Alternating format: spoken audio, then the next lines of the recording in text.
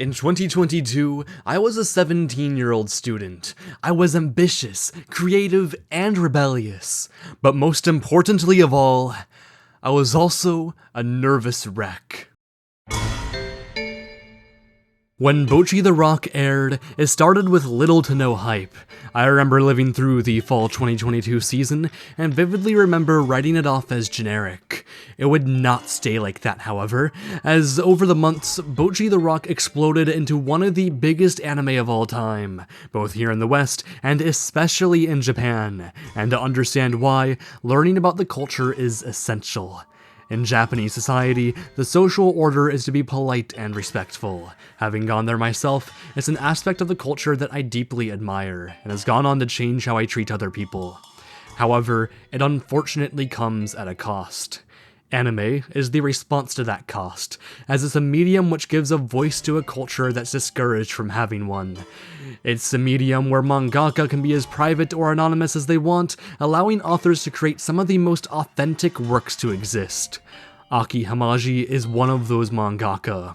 We don't know her face, age, or location, but we do know her magnum opus. The reason why I started the video discussing who I was in 2022 is because it breeds a lot of context for why Bocchi the Rock is one of my favorite anime of all time. When it was airing, every episode felt like an event, the kinds of masterpieces that I couldn't bring myself not to discuss. That's what resulted in me making 2 videos about the show when it came out. Watching these videos forms a painfully bizarre time capsule to who I used to be. They're vulnerable and embarrassing, and my production has improved drastically. But even so, I can't bring myself to unlist them because they're videos made from an honest place. One of my favorite parts of Bocchi the Rock is how inspirational it is. If someone with severe social anxiety like Bocchi can face her fears all in the name of expressing herself, then why can't I? It's terrifying to think that it's been 3 years since I foolishly made such a bold claim, but that's all the more reason to look back on it, all in order to answer my burning question. Has Bocchi the Rock changed my life? No reason is ever given for Bocchi's social anxiety. Throughout her life, she's just always struggled to connect to others. Regardless, she deeply desires connection. When learning that a famous guitarist used to be just like her, that's when she made the decision that would go on to change the rest of her life. A decision that would amount to nothing, as she couldn't bring herself to join a single club. That was, until someone finally approached her. A longer synopsis wouldn't do the story justice, as the plot largely takes a backseat to the character development and comedy. Out of any anime I've seen, Bocchi the Rock perhaps has the best balance of emotionally resonant and absolutely hilarious moments. None of this would have been possible if it weren't for the absolutely excellent direction and animation from Cloverworks, a work that I still think is their strongest showing yet. Not only is the animation smooth, but it's also extremely creative, distorting the characters, putting them in otherworldly situations, and even going as far as to change the art style just for a laugh. When Bocchi has a 2-minute death scene after being reminded of the sports festival, or starts glitching out at the mere mention of social media, it's not meant to be a literal depiction of what social anxiety is. The role it instead provides is as a showcase of how it feels to have social anxiety. Bocchi the Rock is made so much better by having these incredibly funny jokes riddled throughout. Without these comedic scenes, the anime would risk being too depressing with its subject matter, a balance that would be rather jarring in a show about cute anime girls. Granted, that doesn't mean it can't go to deeper places, and when it does, that's when it truly shines.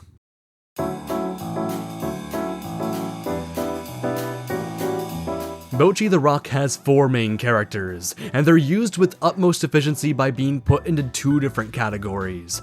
Nijika and Kita are extroverts, Ryo and Bocchi are introverts. This is something that the anime constantly mentions, but upon further glance, there's an alternative interpretation that I believe describes them better than any other. Most blatantly, Ryo and Bocchi are hardly comparable. Ryo is a loner, while Bocchi is lonely. Fittingly then, much of Bocchi's interactions are formed by fear. Not only does she fear Nijika and Kita's extroversion, but she also fears Ryo's confidence. Meanwhile, Kita is by far the most extroverted member of Kessoku Band. Much of the jokes revolve around her being the antithesis of who Bocchi is. This trait is shaped by how she views the other characters. Kita's interactions are defined by admiration. She admires Nijika's fortitude, Ryo's creative passion, and Bocchi's immense skill. Traditional storytelling logic would dictate that Bocchi is wrong and Kita is right, but that's not really the case. This is because Bocchi and Kita are much more similar to each other than their counterparts, and that's when we get to my interpretation. Nijika and Ryo are secure, Bocchi and Kita are insecure. Thus, that's why both Bocchi and Kita have character arcs, while Nijika and Ryo don't. In that case, why are they even fan-favorite characters despite their lack of development? Well, it really just comes down to how well everyone pairs with each other. As Bocchi is the protagonist, she's the clearest case of this happening.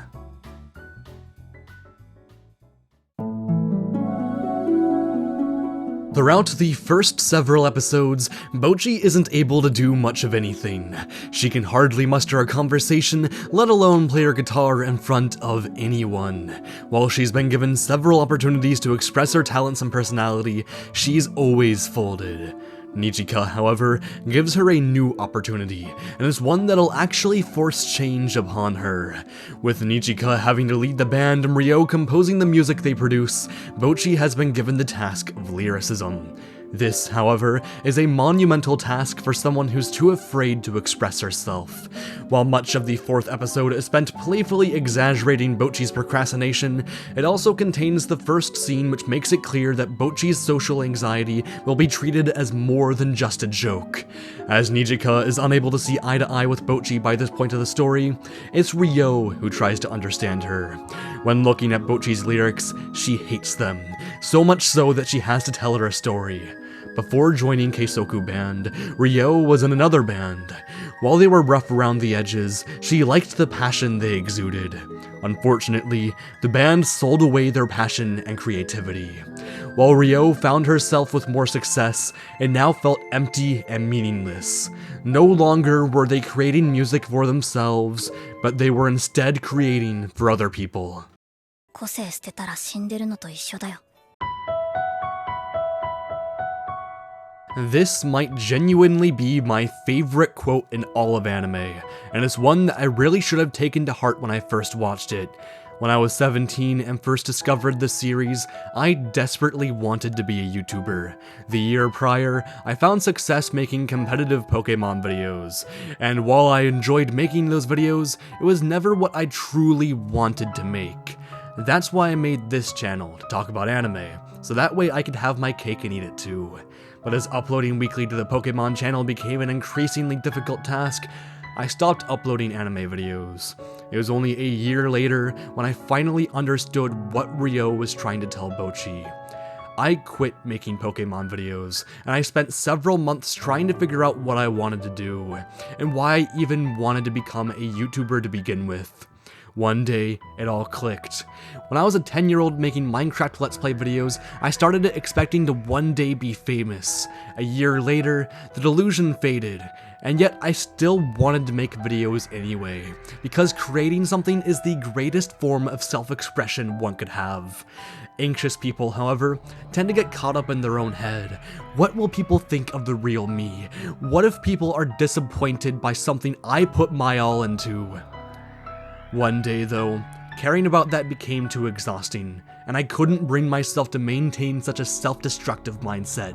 When I stopped making Pokemon videos, my family were expectedly shocked, but I wish I had someone in my personal life like Ryo.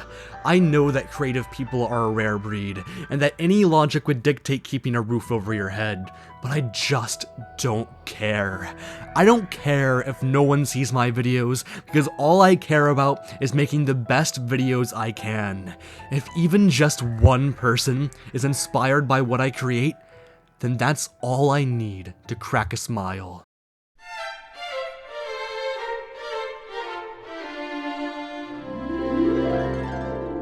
Ryo is a character who speaks to me because she's someone who I think any creative, anxious, or introverted person should aspire to be like. While on the surface, she seems apathetic, it would be a mistake to label her in such a way. Through her discussion with Bocchi, it's made clear that Ryo is one of the most passionate characters within Bocchi the Rock. Many people mistake confidence as a lack of caring, which is anything but the case. Confidence is instead measured by comfortability. If Ryo didn't care, she wouldn't have quit her old band. In order to do so, she had to be comfortable with who she was. This is the fundamental difference between Ryo and Bocchi. One makes choices out of confidence, while the other seeks validation at the cost of who she is. While Bocchi was able to identify that rather quickly, it isn't until this conversation that she finally realizes something. There exists someone on this planet who likes her just the way she is. While opening up to Nijika and Kita will prove challenging for such an anxious character, she feels relieved that she finally has at least someone who wants to understand her. It's with this realization that Bocchi is finally able to show off her true talent as a lyricist. Her lyrics are rough, gloomy, and sad. They're vulnerable, and yet they're human. While it may not have the same effect as going on stage and facing your fears directly in front of someone, it's the first time that Bocchi chooses to be herself instead of what she thinks others want her to be.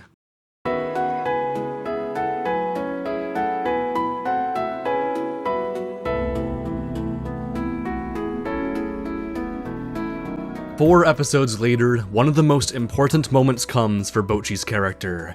It's by this point that they've had their first successful performance with a live audience, largely carried by Bocchi's skill. When Bocchi fittingly ends up needing a break during the celebration party, she meets with Nijika, where the two are able to have a heart-to-heart. Having understood Bocchi enough to deduce her online identity, she shares about why she made Kessoku Band. The monologue goes into detail, but all that matters is that she sincerely loves music. What made her sister create Starry, and what made Ryo take a chance with her, was her passion. Nijika may be an extrovert, and her energy may be foreign to Bocchi, but none of that matters. What matters is that they're both passionate. Nijika wants to play the drums in her sister's venue. Ryo wants to play the bass without sacrificing her creative capacity. And Bocchi wants to play the guitar with no other goal than to make Kessoku Band the best band it can be. It's then that Nijika name drops the series when describing Bocchi, a scene that is often called the best of the entire series. I love this scene, and I love it most because of how perfectly it was placed. While Bocchi and Ryo were able to use their shared introversion as a springboard for understanding, that's not a starting point that Nijika could use. As Bocchi was essentially forced into becoming a member by her, Bocchi was never able to express the passion that Ryo was able to see in her. Thus, Nijika could never open up to her. What's beautiful about Bocchi's character arc, however, is how much it makes one simple thing clear. Bocchi loves music. When Nijika realized that, that's when she could finally call her Bocchi the Rock!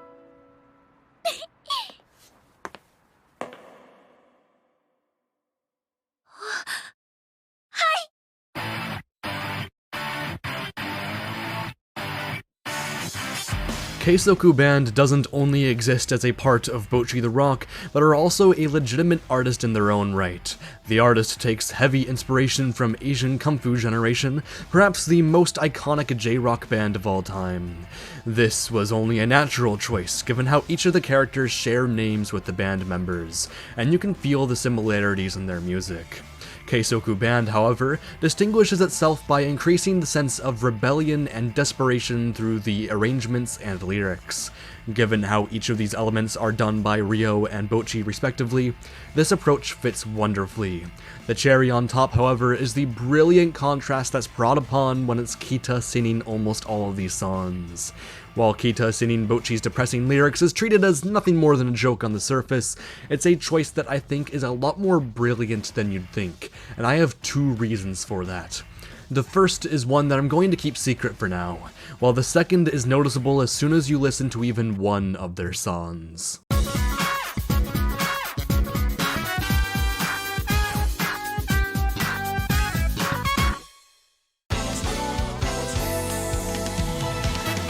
Bocchi the Rock's casting is nothing short of genius, doing something that very few anime do and casting little-known voice actors for their lead roles. These are voice actresses who have been given nothing but unimpressive roles in the past, and with that context, you can really feel the passion from all of them in both their voice acting and singing. These are voice actresses who know how important these roles could be for their careers, and in not wanting to throw away such an opportunity, we get some of the best anime performances of the modern era. Ryo is voiced by Saku Mizuno, who gives the deadpan delivery you'd expect of her character, and what really makes it stand out is the way she sings in her song Kara Kara. She gives Ryo a very soft and gentle tone, one which contrasts her usual personality. It's a choice which perfectly represents how seriously she treats music compared to anything else. Nijika is voiced by Sayumi Suzushiro, giving the most cheerful and bright performance of the four. It's a voice which fits the character incredibly well, and she probably has my favorite singing voice of the four. What Is Wrong With is a banger carried very heavily by its cheerful sound. My favorite voice actress, however, has to be Yoshino Aoyama's genuinely perfect portrayal of Bocchi. The fine line she carries of making the character sound cute while still convincingly portraying her doom and gloom is nothing short of a miracle. Out of all the voice actors, she's the one who elevates her character's jokes the farthest, pulling some of the wildest sounds in these sequences. 運動のできない者は煙たがられ存在価値を奪われる忌まわしき祭典。事業内だけでなく放課後も横断幕制作や応援練習に駆り出される強制労働。 This is a voice actress that is so absurdly talented that I'd honestly recommend checking out anything that she leads in for your seasonal lineups. She carries the shows she's in that much. That's not even to mention her singing.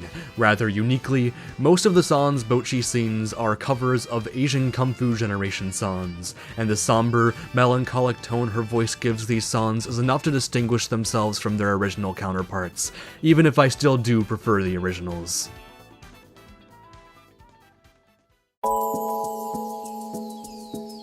So that's where we get back to Kita, but in order to explain why her role in the music is so effective, we must first understand who Kita is.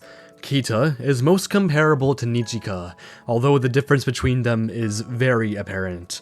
While Nijika is extroverted, it's not like she's incredibly popular or has an undeniable aura around her. Kita, however, absolutely does. She is the final boss of extroverts, and she's an opponent which Bocchi cannot dare to face. If this was all Kita's character was, she'd certainly work quite well for the series, but what really makes her stand out is that she's much more similar to Bocchi than she thinks. To explore this, we must first look at the differences between how Bocchi and Kita interact with Nijika and Ryo. In my thesis, I stated that Bocchi views them through fear, while Kita views them through admiration. Throughout the 12-episode run of Bocchi the Rock, Bocchi largely gets over her fears of understanding them. In order to do so, that fear had to turn into respect. Throughout this run, I'd argue that Kita isn't able to stop herself from viewing any of them on a pedestal. When she interacts with Nijika, they obviously get along, as their personalities are very similar, and yet you never get the feeling that they're true friends. This gap is best illustrated through how she views Ryo, where her admiration is taken to the next level. Kita is shown having a massive crush on her. While the show presents it as merely just a funny gag, it's an interaction that encapsulates everything you need to know about their characters. As Kita is someone who can light up the room without even trying, she takes the traits she has for granted.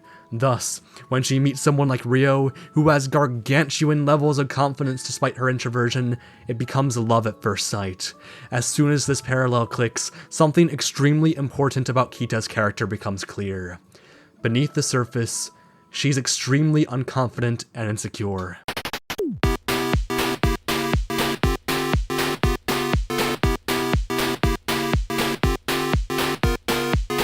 Kita is first properly introduced in the 3rd episode. In the episode, we see her constantly trying not to join Kessoku Band. This is despite having asked Bocchi for help with learning guitar at the start of the episode.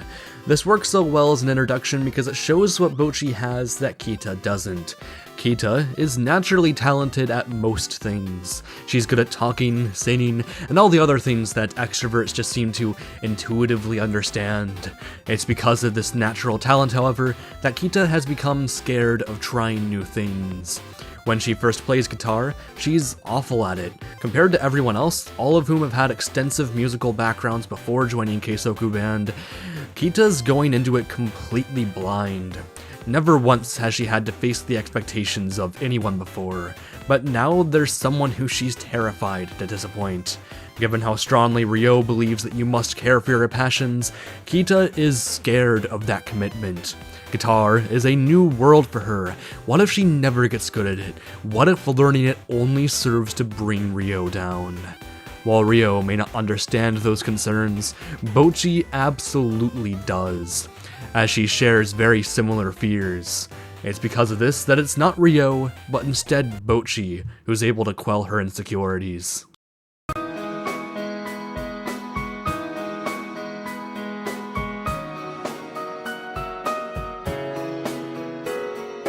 Throughout the series, you get the idea that Bocchi is the only character who Kita views on equal footing. Despite Bocchi viewing her as the final boss, Kita is consistently the character who puts the most effort into trying to bridge that gap between them. Many of her attempts fail, given how different their personalities are, but it's always a really special moment once one of them succeeds. To me, the moment where she finally breaks the ice doesn't come until the end of episode 9. She's still a fool when it comes to trying to understand her, but it's the first time in the show where Bocchi is really able to speak honestly and declare that their friendship is something that's important to her. Of course, Kita is still one to get in over her head, signing up for the school festival without Bocchi's consent only an episode later. The episode itself is focused on giving Bocchi the courage to look forward to this performance.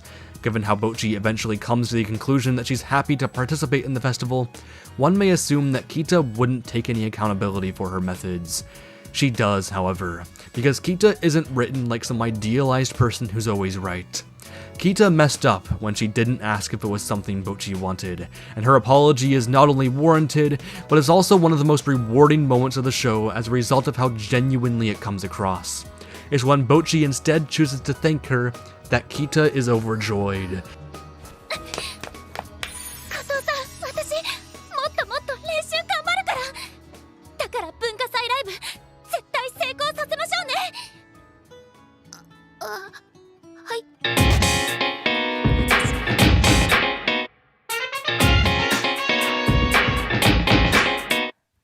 This is a moment that I used to not appreciate, as Kita is simply not a character that I can relate to. Over the years, however, it's become a real highlight for me. Many may look at the ways in which Kita tries and fails to connect with Bocchi and end up feeling bad for her, but it's only natural that Bocchi would react the way she does. Whether you like it or not, introverts and extroverts fundamentally communicate in very different ways. Introverts either set much stricter social boundaries, or they only want to focus on a conversation that's more meaningful than getting made fun of for their niche hobbies or lack of direction in their careers. Despite Kita's good intentions, she simply can't understand Bocchi by sticking to her extroverted roots. Much of what makes Kita's character arc so interesting is how much she has to step out of her comfort zone. Picking up guitar is, of course, the main way in which she does this. As she and Bocchi are both characters with much to learn, Kita is the only character whose relationship with Bocchi evolves subtly over time. One of my favorite details is how she's the only character within Kessoku Band who refers to Bocchi by her real name. Of course, there's multiple layers to this. The most surface level one is that, since Kita dislikes her first name of Ikuyo, that she doesn't want to degrade Bocchi in the same way by using a nickname that essentially teases her for being lonely. The most important one, however, is that it shows the biggest way in which these characters intersect. Kita is embarrassed to accept her first name as a part of who she is, the same way Bocchi is with her introversion. Ultimately, it's that sense of shared insecurity, the fact that they're both facing their fears blind, that makes Bocchi and Kita the most compelling pairing within Bocchi the Rock. The reason why their reconciliation works so well is because it could only happen after Kita chose to understand the real Bocchi, the real Goto.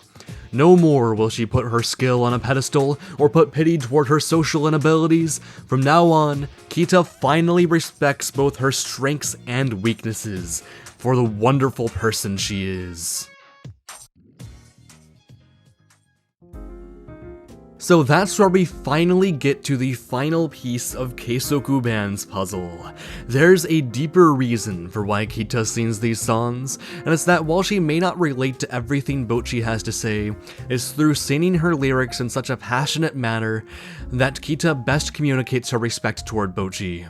These scenes are made all the better by Ikumi Hasegawa's absolutely excellent portrayal of the character. While her voice suits Kita very well, it shines brighter than a star every time she sings. While I enjoy the singing voices of every member, it's undeniable that she was the only one who could truly act as the band's lead singer, with how much this show truly means to her. In episode 8, the characters perform with a live audience for the first time, with every character struggling to play their part. To match the authenticity of a live performance, Hasegawa was only given one take to sing the song. As a choir kid myself, I can confirm that there are always mistakes when playing live, even if they're hard to spot. Something which you can even see in Kessoku Band's 2 live albums. Hasegawa, however, sang it absolutely perfectly. While it may be jarring for Kita to sing so well in a scene where the characters are supposed to be playing poorly, the choice has grown on me a lot.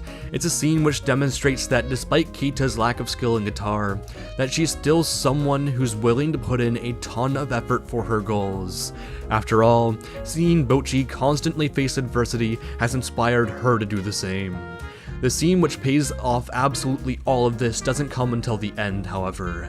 If I Could Be a Constellation is a song written by Kita herself, and it's by far my favorite Kessoku Band song. Not only does it sound absolutely excellent, but it also does a brilliant job at capturing the respect Kita has gained for Bocchi. When one of Bocchi's strings breaks in the episode, a huge step for Kita's character development comes when she's able to keep pace with her, ad-libbing a unique solo before Bocchi can play the proper solo. Kita may have started in fear of trying something new, and while she still has many more problems to face, it's safe to say that she's doing quite well for herself. However, there's one more character in Bocchi the Rock that exemplifies everything that makes this series so special. Kikuri isn't a member of Kessoku Band, but anyone who's seen the show will tell you that she's just as relevant as any other member of the band. Kikuri is a woman in her mid-20s with a massive alcohol addiction, and an even bigger love for her bass. She's first encountered when Bocchi's freaking out about not being able to find enough people to give tickets to for her performance. In an act of unexpected kindness, Kikuri chooses to help Bocchi through street performing. While her initial drive to help was sparked by her impulsive personality, the similarities they share are quite clear when she relates over having had the same ticket issues when she first started. This is something that Bocchi doesn't quite understand until several episodes later when Kikuri spells it out to her. In high school, she was always the gloomy student without a friend to speak of, the exact same position that Bocchi found herself in. Wanting to take action into her own hands, she got into bass as an adult, sharing many of Bocchi's struggles along the way. By the time that she had her first concert, she couldn't take it anymore, and used alcohol to soothe her anxieties. In Japan, you have to be at least 20 years old to legally purchase alcohol. It was through Kikuri's help that Bocchi was able to perform in front of a live audience, no matter how small, all at the age of 15. This is to say that Bocchi has nothing to worry about. If Kikuri was able to make it as a musician, even if it took until her adulthood, then Bocchi's doing more than enough at her current age. As a chronic overthinker myself, few words have ever been so vindicating, being my pick for the best scene of the entire series, one which nearly brought tears to my eyes.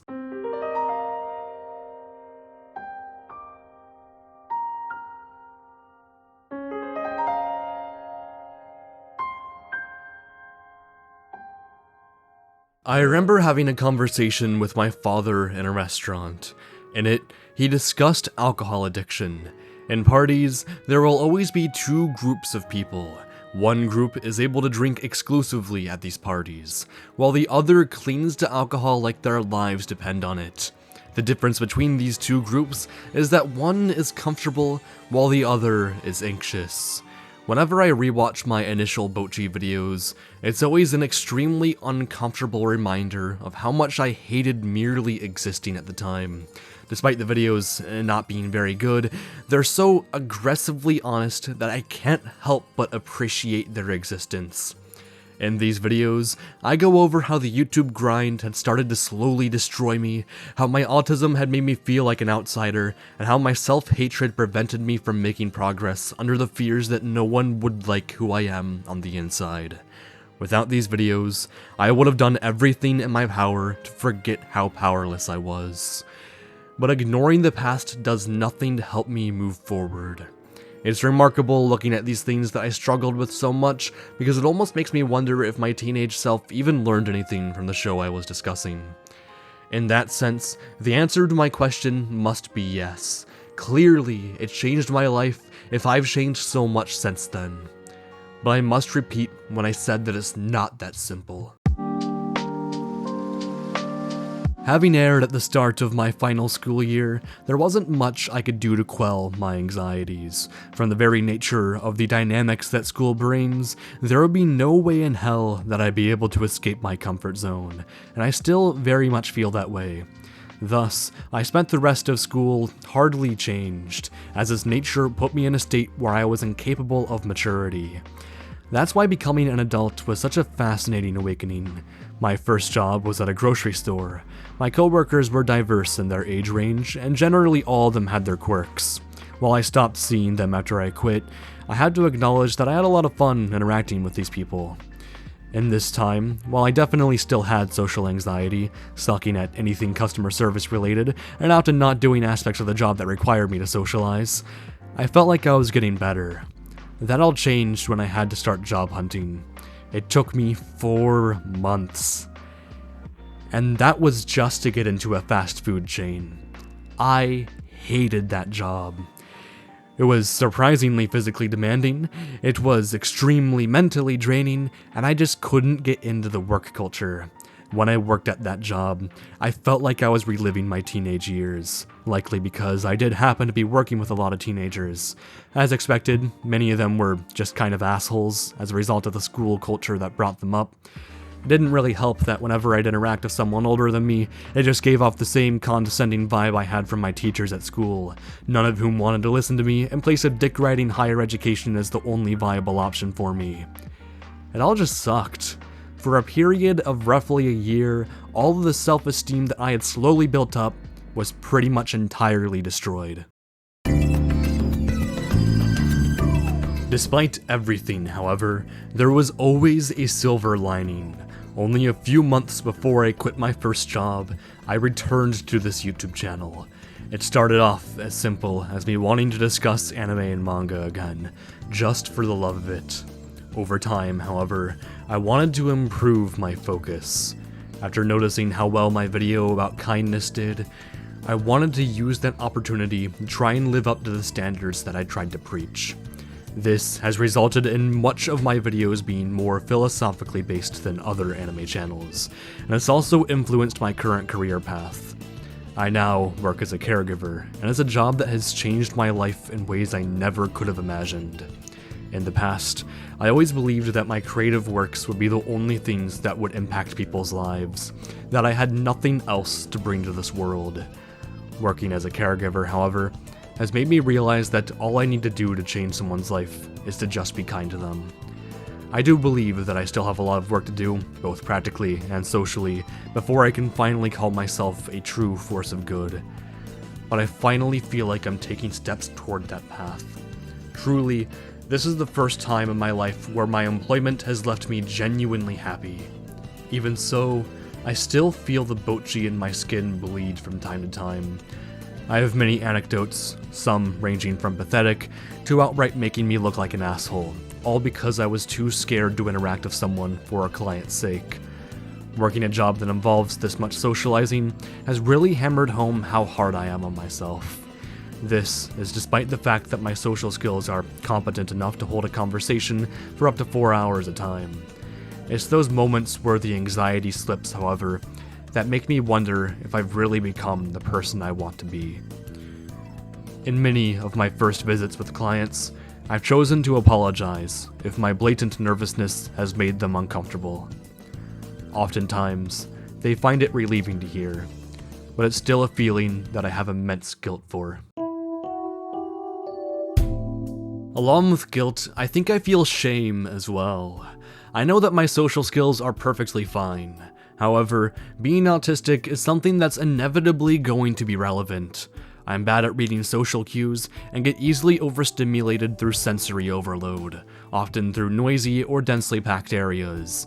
These are things that will negatively impact my social skills no matter how good I get at socializing. A huge part of why my current job works so much better for me is that I only work with one person at a time, and that allows me to fight with my social strength. It makes me wonder something, however. Have I actually changed, or is it merely the environment that I'm in? If I went to that same job as before, would I go into it as a changed man? To me, the answer is an obvious no. However, that's exactly where the genius of Bocchi the Rock's message comes in. Insecurity is a driving force for the development of Bocchi and Kita. While I've already discussed Kita's insecurities, I never dove deep into Bocchi's as a result of how clearly they come across. Bocchi is insecure about being an introvert, and that's what causes her social anxiety. As the world is not built for introverts, it's an easy insecurity to have, but it's also possible to overcome. While Bocchi the Rock is most notably a story about making change, it's also a story about self-acceptance. That sometimes you're fine the way you are. Ryo's existence is the reason why I think this message applies so heavily to the series. Truly, finding this balance is something that I've always struggled with, and continue to struggle with despite the fact that I've talked about it in the past. I'm someone who constantly seeks to self-improve, but will never congratulate myself for how far I've come. But maybe, just maybe, seeing Bocchi's story in its complete form will finally make me understand how to manage such a careful balance. The final episode of Bocchi the Rock is nothing but fascinating to me. It's the moment where both Bocchi and Kita make enormous progress in their character development. You'd think that, after making such big leaps, that both of these characters wouldn't have a story left to tell.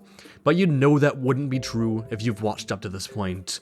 Kita still has to get on equal footing with Nijika and Ryo, while Bocchi's social anxiety will continue to be a beast that will haunt her.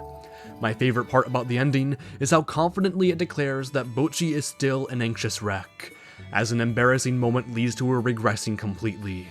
This ending makes it clear that overcoming social anxiety isn't as simple as getting over your stage fright. Bocchi may have overcome that hurdle, and she may have done so way faster than Kikuri did, but there are still other hurdles. She still has to learn more about her friends, make friends outside of her club, ask Kita out on a date, be able to have a normal conversation with a service worker, not overthink every little thing, and the list is practically endless. This is essentially saying that overcoming those hurdles is not easy, and that it can take years. I look at myself now and see a much happier and more confident person than I was when the show first aired. Like Bocchi, I'm not quite there yet, but that's okay. All that matters is that I try. Bocchi may not be over her social anxiety, but she still tries her damned hardest. A month after writing that line, I tried my first sip of wine. While I was expecting these glasses to turn me into Kikuri, I ended up disliking both the taste and the feelings it gave me. It was the moment where I realized something incredibly important. I may still be anxious, but I no longer hate myself enough to want to rely on a substance which impacts my decision making. This is regardless of the bit of enjoyment that I did genuinely have.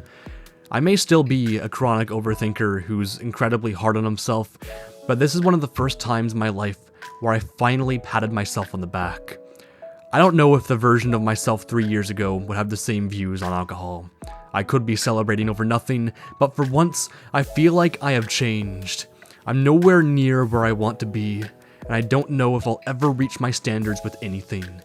But I don't need to go that far to have my answer. I'd be a fool to claim anything outside of the clearly stated fact that Bocchi the Rock has changed my life.